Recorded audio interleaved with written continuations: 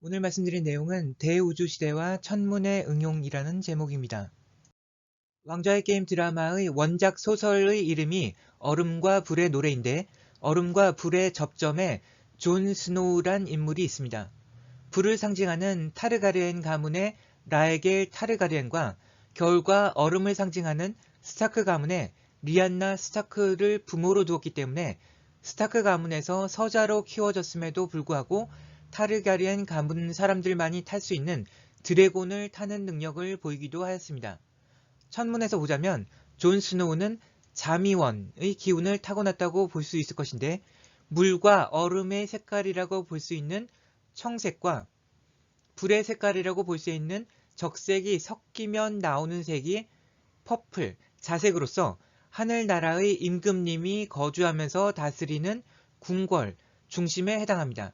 그래서 베이징에 있는 명과 청왕조의 궁궐 이름이 자금성인 것이고 우리나라에서는 경복궁이 풍수지리학적으로 자미원에 해당한다고 하는데 궁전 외부와 내부를 칠하는데 자주색을 가장 많이 사용했다고 합니다.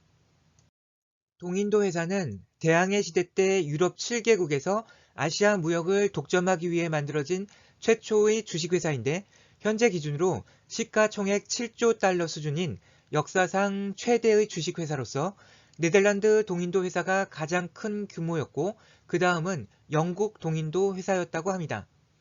조선에 표류한 박연, 하멜 모두 네덜란드 사람이었죠. 애플이 최근 시가총액 2조 달러를 돌파했고 한국 주식시장 시가총액을 모두 합쳐도 애플에 미치지 못하는 것을 보면 동인도 회사가 당시에 얼마나 큰 부를 이루었는지를 알 수 있습니다. 현재 시기에 그 화려했던 대항해 시대와 비슷한 꿈을 꾸는 사람이 있다고 생각되는데 그는 일론 머스크입니다. 그는 우주와 지구와 인간을 연결하는 큰 그림을 그리고 있는데 지금 우리에게 현실적으로 와닿는 것은 사실 테슬라의 전기 자동차밖에 없지만 그것은 이 큰 그림 중 단지 일부에 불과한 것입니다. 하이퍼루프 같은 것은 상상 속의 축지법을 현실화시킨 것이고 이러한 기술들 모두 물려져 돌아감으로써 큰 퍼즐이 완성되게 되면 대항해 시대와도 차원을 달리하는 대우주 시대를 열게 될 것이고 그로 인해서 만들어낼 수 있는 가치의 규모는 상상조차 하기 힘들 것 같습니다. 일론 머스크는 하늘, 땅, 사람을 연결하는 것을 목표로 하고 있는데 이러한 초연결로 인한 효과는 결국 신무극이 도출된다는 것입니다. 뇌는 초연결의 한 예가 될 수 있을 것인데 이로 인해서 신이 깃들게 됩니다. 신은 하나의 생명, 하나의 마음이고 왕자의 게임에 나오는 영무극의 옛신에 해당하며 이것은 최소한으로 가장 압축된 형태라는 관점에서는 정으로 불릴 수 있습니다. 따라서 이 그림은 정과 신이 확장하고 수축하는 과정에서 인간의 정신과 신의 정신이 이루는 월인천강, 하나의 달이 1000개의 강에 비치는 화엄경의 구도를 보여주고 있습니다.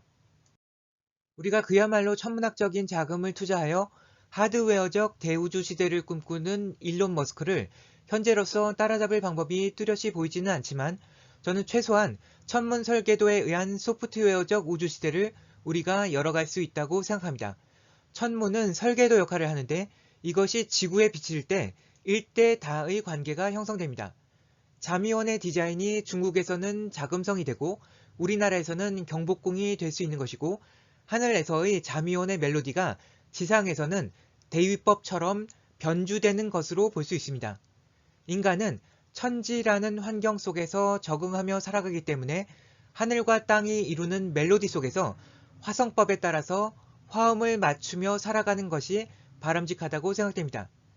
하늘과 사람의 관계는 수직적인 천명의 관계이기 때문에 화음을 맞추지 못하면 불리한 것은 사람일 것인데 이를 맹자에서는 순천자존, 역천자망이라고 하였습니다.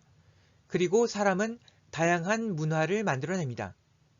이러한 관계에서 각 과정마다 어떤 오차, 변이가 발생할 수 있을 것이기 때문에 다양성을 만들어내게 되고 다양성의 무한한 축적이 신무극을 만들어내게 됩니다. 하지만 다양성을 거슬러 올라가면 원래의 고유한 디자인, 설계도는 하늘에 있는 하나인 것입니다. 우리가 일론 머스크처럼 하드웨어적인 우주시대를 꿈꾸기에는 너무나 뒤처진 느낌이 들지만 하늘의 디자인을 어떻게 유용하게 쓸 수 있는가에 대한 소프트웨어적인 부분이라면 충분히 경쟁력을 가지고 있다고 생각되는데 이러한 관계를 알고 활용하는 방면에서 우리 민족의 고유한 노하우들이 많이 축적되어 있다고 생각되기 때문입니다. 하늘에 존재하는 이 우주의 설계도에 해당하는 삼원, 자미원, 천시원, 태미원과 이를 둘러싼 28수를 보여주고 있습니다.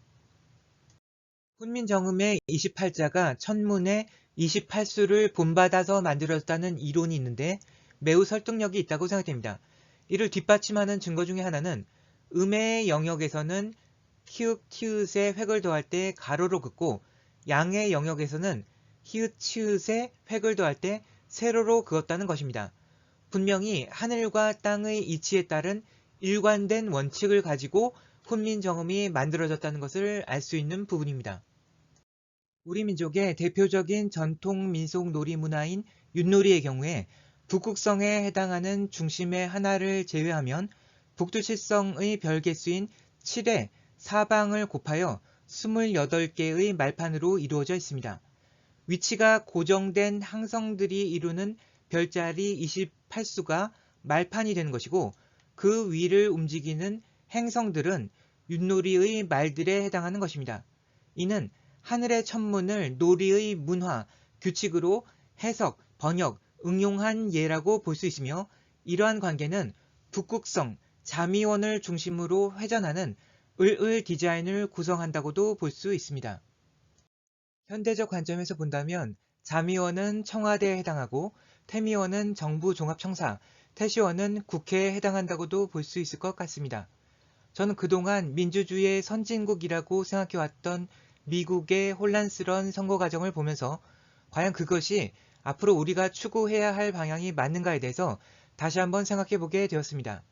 타너스님께서는 일찍이 자본주의의 가장 큰 문제점은 빈부의 격차이고 공산주의의 가장 큰 문제점은 인간의 자유를 억압하는 것인데 이를 조화롭게 융합시킬 수 있는 방법이 동양사상에 있다고 하신 바 있으나 그 구체적인 방안을 언급하지는 않으셨습니다. 제가 찾아보려 했으나 찾을 수 없었고 타너스님에 대해서 많은 연구를 하신 문광스님은 어떤 강의에서 왜 그렇게 중요한 내용이 남아있지 않는지 의아하다면서 꼭 찾아내어야 할 부분이라고 하셨는데 저는 타너스님께서 아마도 하늘에 존재하는 시스템을 지상에 적용하는 것을 염두에 두셨지만 일부러 구체적인 내용에 대해서는 언급을 회피하신 것이 아닐까 생각합니다. 쓸 시기가 오기 전에 계획이 알려지면 천기누설에 해당하기 때문입니다. 우리 민족은 전 세계 그 어떤 민족보다도 하늘과 가깝게 연결되어 있고 천문이 우리의 문화 속에 깊이 녹아들어 있다는 것을 훈민정음, 윷놀이 등을 통해서도 단적으로 알 수 있다고 생각합니다.